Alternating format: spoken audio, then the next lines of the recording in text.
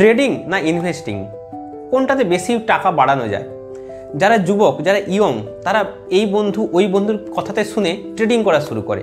শেষকালে কি হয়? টাকা খুইয়ে দেয়, প্রচুর টাকা লস করে। সেবি রিপোর্ট দিয়েছে কমপক্ষে 92% বেশি মানুষ ট্রেডিং করে টাকা হারায়। আমার অনেক বন্ধু তারা ট্রেডিং করতে গিয়ে বহু টাকা হারিয়েছে।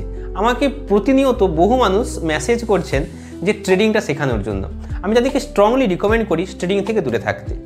দেখুন, 92% মানুষ টাকা হারাচ্ছে, কিন্তু 8% তো টাকা পাচ্ছে, এটা আমাদের মনে হতেই পারে।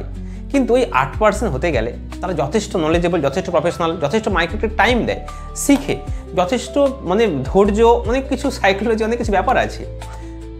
সে দীর্ঘদিন শেখার পর তারা ওই জায়গাতে গেছে।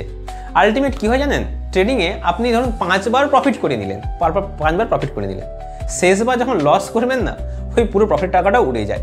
যার জন্য ট্রেডিং থেকে দূরে থাকবেন, আপনাদেরকে আমি অনুরোধ করছি। আমি কিন্তু কোনো ভিডিওই আপনাদেরকে বলিনি ট্রেডিং করার জন্য, কখনোই আপনাদেরকে মোটিভেট করিনি যে আপনারা ট্রেডিং করুন। তাই আপনাদেরকে অনুরোধ করছি ট্রেডিং থেকে দূরে থাকবেন। প্রকৃত যে টাকা বৃদ্ধি হয় সেটা কিন্তু লং টার্ম ইনভেস্টমেন্ট, হতে পারে মিউচুয়াল ফান্ড, হতে পারে ETF, এবং ফান্ডামেন্টাল টেকনিক্যাল অ্যানালিসিস জানা থাকলে সেটা ডাইরেক্ট স্টক। এছাড়া অন্য কোনো কিছুতে পা বাড়িয়ে নিজের ক্ষতি করবেন না, কারণ কষ্ট করে উপার্জিত টাকা নষ্ট হতে দেবেন না। টাটা।